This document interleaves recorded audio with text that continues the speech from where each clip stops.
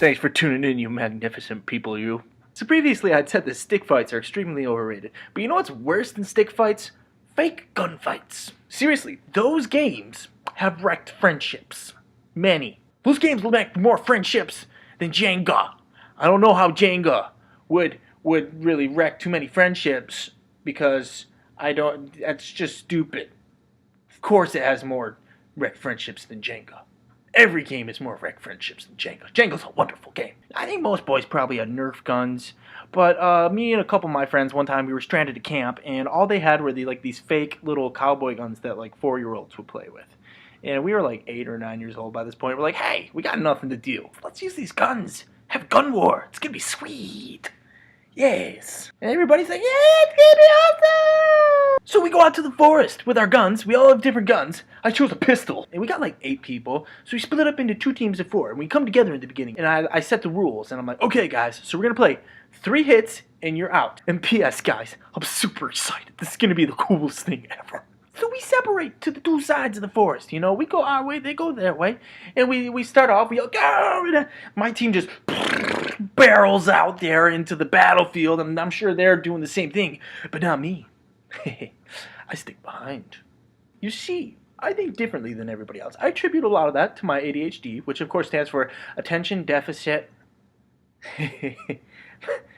My cat looks so cute right now.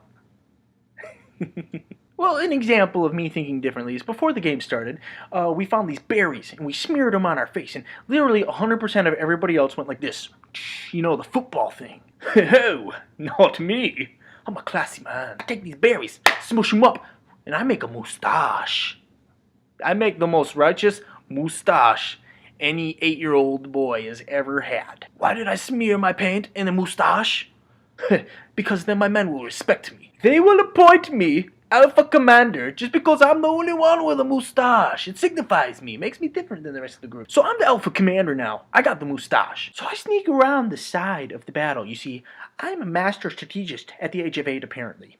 And what I'm going to do is I'm going to go around a flank. I don't even know the word flank yet, but that's what I'm doing. So I move by. Really stealthy-like, you know? I'm passing by the fight slowly, and I look over, and I see some of it. I notice nobody's getting hit, because this is how fights work in kid battles with the fake guns. We point the gun at you, and then psh, they're like, no, you missed! It didn't hit me! And then they shoot back at you, and psh, I hit you! No, oh, you missed! Seriously saw one of my teammates had another kid on the other team cornered. He was just a short little fat kid, and he was cornered, and he's like, oh my gosh! And then the other guy shoots at him. Right at his chest. And the guy on the other team, the short little fat guy, little Pillsbury Doughboy, this is what he does. He sees the bullet coming, and he goes...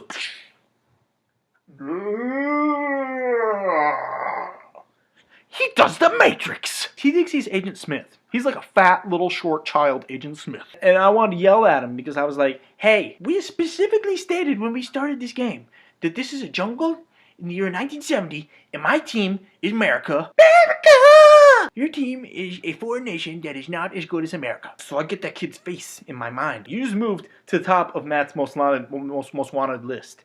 That's not a bad thing. If you're a lady.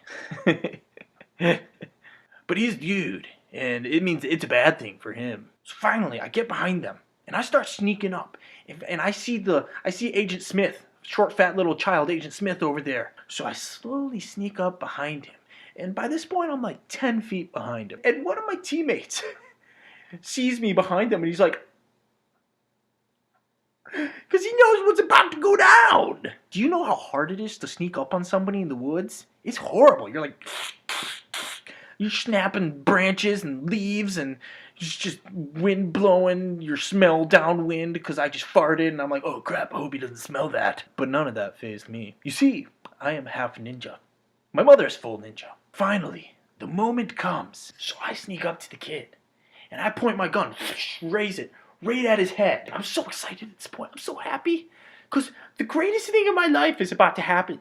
I am becoming Rambo at this very moment. I hold my gun sideways. I'm so excited. I'm like, okay, man, I should go for the kill shot because I got to shoot him 3 times, you know? So I go arcade style. And I swear, I said this before I shot him. I raised my gun, touched it to his head, and I said, touch this. My buddies are back on the other side of the forest and they saw everything. They have lost their minds. They're like one of those over-obsessive parents at a 7th grade girls basketball game when their daughter scored like the first point of the entire game 30 minutes into the game. And they're like, oh! That just happened! Because it's the freaking coolest thing ever! You don't sneak up on somebody in this. And we finally killed one of them. Been a half hour. Nobody's been shot on either side till now. I've just become legend. I am legend. I look over at them. I don't know how to react. But for some reason, I just go like this. I don't know. I made a plus sign. But then Agent Smith turns around. Double chin flapping in the wind. And he looks at me and raises his rifle and says, "Hasta la vista, puny." Shoots me 100 times because I shot him only 50. So I look at him and I say, first of all, I'm not puny.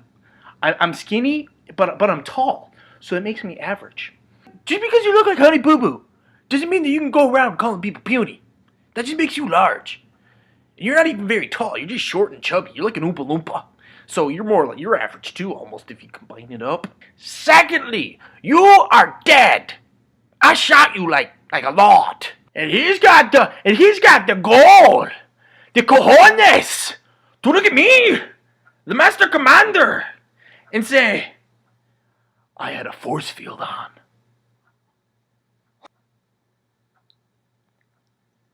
There are no words that could come out of my mouth to express my disgust right now. This was a defining moment in my life, and he's trying to rob me of it.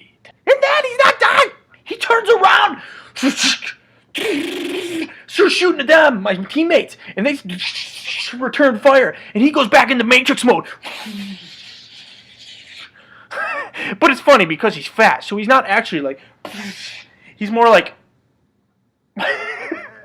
because he's fat, so he can't lean back. He's very top heavy. If you swipe his legs, he'll go down. Then on top of it, he hides behind me. He tries to hide behind me. I'm like a twig, and he's a freaking hippopotamus.